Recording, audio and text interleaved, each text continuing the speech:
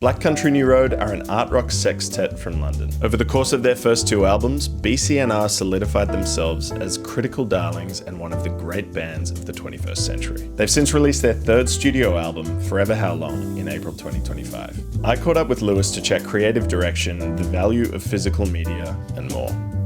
Lewis, from Nice Black to Country meet New you. Road. Nice to see you. How you doing, man? I'm good. How are you? Very Feeling good, all right? thank you. Just off the Feeling plane good? this morning. Yeah, but just from Japan, so no time Okay, difference, so yeah. I'm chill. You must be an old hand at jet lag and the like. I'm actually not. It takes me like at least a week. Really? Yeah, I'm quite bad with it. Yeah. So how does that go for you when you're like doing the, say, UK to the US and you're playing in New York Yeah. 2 nights later or something? I just feel really fried, to be honest. Really? This is just how it is. Well, congrats on Forever Howlong. Thank It's you very such a much. special record. Thank you so much. The first time I saw you guys, it was at Bush Hall, and those were some of your early shows after Isaac's departure, Yes. where you were sort of coming into this new sound. How does a change of lineup prompt a change in creative direction? Yeah, massively, because you know the music is coming from a different place. It gets arranged in the same way, and it gets filtered through the same minds, through the same tastes. But when the source material comes from a different place, it's always going to be really different. And yeah, like there's things that definitely have our stamp on it that have always sounded like us, but for sure the compositions are a different, completely different thing. In terms of in the way you formulate them, or in terms of the way you play them? In terms of the way they're formulated, I think that the bare bones of the songs that we've written since Isaac's departure have all been really different. But then the way that we've arranged them together in the room, and the way that we've added all of our own parts, has actually been basically the same as it was with him. So that's what gives it the kind of, I guess, the Black Country New Road sound. Cool. But yeah, I feel like, yeah, it's definitely different. Just on the note of sound, you know, you've pivoted on this latest record to having Georgia May and Tyler on lead vocal duties. That's really opened the doors for what BCNR can sound like. How do you think you guys have developed as a group with the writing and recording of this album? Well, I think firstly, the three main vocalists thing is a big change. Not only is that a change in the songwriting, because there's songs coming from 3 different places, but it's also a change in sound world. Like we've started using vocals a lot as like an instrument, or trying to make it feel like an instrument a bit, like the 3 vocals as a unit. In songs like Mary, you know, we're really trying to create like a more of an instrumental vocal sound. So that's been a big change for us.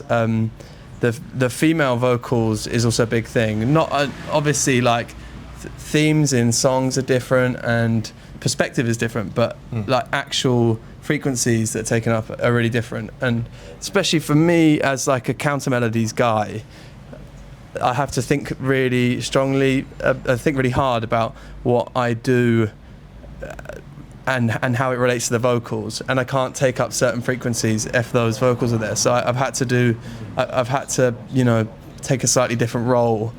So that's been really interesting for me.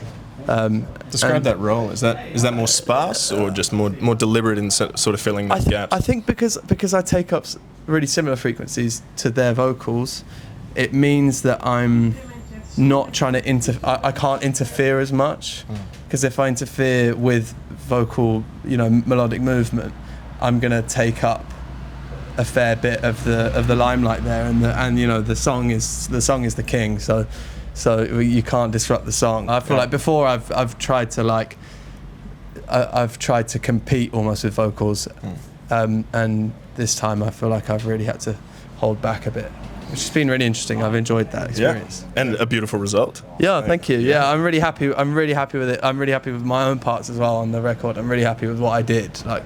And that's a cool feeling to be able to release a record and be really happy with what you did. So it's great. Is that a new feeling with Forever Howlong, or is that, you know, just a more potent iteration of it in this latest release? Of feeling happy with and feeling like really content in sort of like your own contribution within a broader sort of sextet. Really. Yeah, I actually do. I felt really proud of Ants From Up There. Like really proud of that. The first record, I kind of felt like I think we all had itchy feet about it, just because we wanted to get on to do Ants From Up There. We'd already started writing that, and we were like, we were already trying to move away from the post-punk thing even before we'd recorded that record, but a lot of people love that record and it went down really well, so it's like, you know, I don't want to stand here and shit on it, but it's like at the time I didn't feel particularly proud of it because I was just so inspired by something else that I was doing. Always under the next thing. Yeah, exactly. And you know, this record, Forever Howlong, has been the first one that I've not felt onto the next thing straight away, because we've actually had a touring cycle which we hadn't had on any of the other records. You mentioned that sort of steer away from the post-punk sound for the first time. I wanted to ask you about the Windmill scene. Is that something that you as a band still feel attached to, despite sort of having, you might say, graduated or evolved into a more open, less genre confined sound? Yeah, I wouldn't say I feel attached to it. I think we're all very grateful for it. It gave us the platform we have now. And, you know, grassroots venues are extremely important, and everyone should be really grateful of where they came from. And we came from there, and that's amazing. But I don't know if I feel...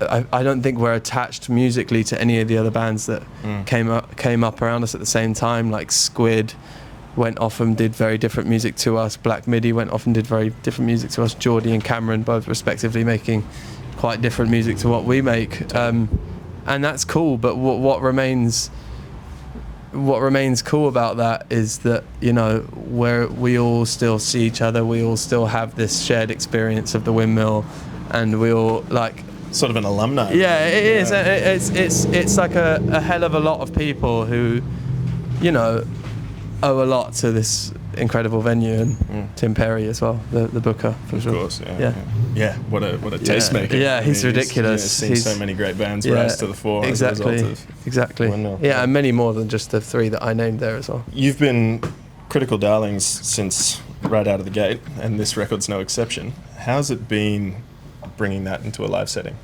this material? Really cool.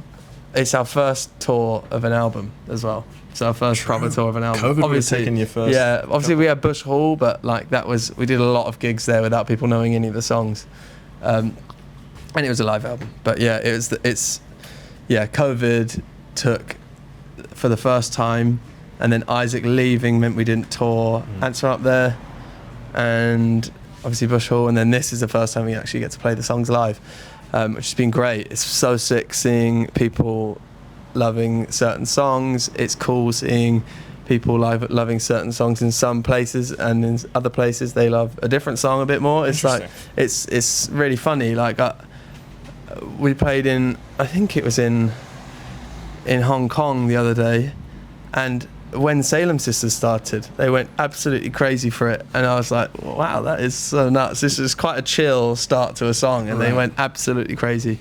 It felt like that was like, for some reason, their favourite song in this one crowd. It was really cool. Can you attribute that to anything?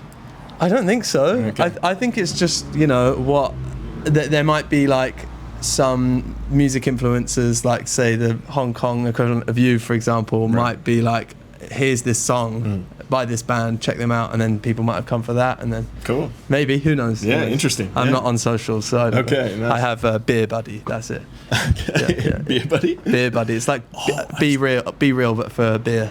Cool. Yeah, or other drinks as well. Yeah, have you ever had social media? Yeah, I had Instagram, and then I deleted it at the start of 2025, and I feel my head is very clear. Really? As a result of it, yeah. You directly. Yeah, I just spend a lot less time on my phone, to be honest, and I was, you know, like everyone, was so addicted to Reels, and I mean, it's kind of just transferred to YouTube Shorts now, but YouTube Shorts are just so shit that you can't really get that lost in them, because the algorithm's so bad, and it'll just feed you something, and it actually makes you go like, I'm done with this. Yeah. I'm also in the privileged position where I don't need to have an Instagram for a job. So, you know, it's all well and good me saying this. The band has an account. The band has an account. I don't need it. You know, a lot of people that I know who are like creatives, independent creatives, like they need to have an Instagram account. They need to have a social media account. So they're kind of stuck to that. Wow. But, you know, I'm lucky enough that I don't need that, which is sick and means I do get a lot more done. Yeah. Which is cool. Way more headspace. Something I've been wanting to ask, there's a lot of discourse around streaming at the moment. As an artist, what can music listeners be doing to better serve the artist? Bandcamp is a huge one. Yeah, buying people's records, which so many people do nowadays, and I feel like maybe artists of my niche are actually kind of the lucky ones, really. You get people that are a similar size of success or whatever in the pop world. They will do way worse than we will, because people won't really be buying their records. They'll be streaming them loads, but they won't be getting any money off streaming. Streaming is obviously a bad thing in so many ways, but it does promote people further than you could get to Just on physicals. But, you know, given the state of, you know, Daniel Ek's investments and everything, I think getting away from it as soon as possible and just going physical, if you can afford to do so, is something. Is really something. But I don't know. I don't want to stand here and tell someone who couldn't afford to buy records, because it is such a cheap way to listen to loads of music. And as long as people who can afford to keep the physical side of things afloat, then maybe, I don't know. It's such a hard debate. I don't know a right answer to that. But I buy shitloads of physical media because I like to do that, and that's where I like to put my money. And so, yeah, I feel like that's me doing my bit for anti-streaming. I'm the same. What's your preferred format?